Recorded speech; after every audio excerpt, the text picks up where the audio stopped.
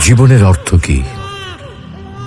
আপনার জন্ম হয়েছিল বস্ত্রহীনতার মধ্যে দিয়ে এবং আপনার মৃত্যু হবে বস্ত্রহীনতার মধ্যে দিয়ে। আপনি পৃথিবীতে এসেছিলেন অত্যন্ত দুর্বল হয়ে।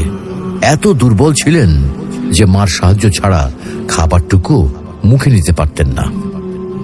আপনি যখন এই পৃথিবী ছেড়ে চলে যাবেন তখনও আপনি অত্যন্ত দুর্বল ও অসহায় থাকবেন।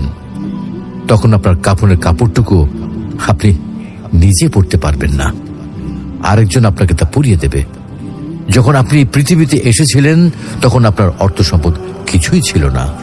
যখন আপনি এই পৃথিবী ছেড়ে চলে যাবেন তখনও আপনার অর্থ সম্পদ কিছুই থাকবে না। আপনাকে প্রথম গোসল যেমন অন্য কেউ দিয়েছিল, তেমনি আপনার শেষ গোসলও অন্য কেউ দেবে। আপনি যেমন পৃথিবীতে একা এসেছিলেন, ঠিক তেমনি ভাবে আপনাকে পৃথিবী থেকে একাই চলে যেতে হবে। আপনার সঙ্গে আপনার প্রিয়জন কেউ যাবে না। এটাই জীবন। হ্যাঁ, এটাই তো জীবন। তাহলে কেন এত মারামারি, এত সংঘাত, এত হানাহানি? কেন এত বিদ্বেষ? কেন এত হিংসা? কেন এত বেইমানি? তাই সকলের প্রতি দয়াশীল হন, সকলকে আপন করে নিন এই ক্ষণিকের যাত্রায়। জীবন খুবই সংক্ষিপ্ত, সুতরাং জীবনকে মহৎ কাজে উৎসর্গ করুন। সর্বদাই নিজের ও মানুষের কল্যাণ করুন।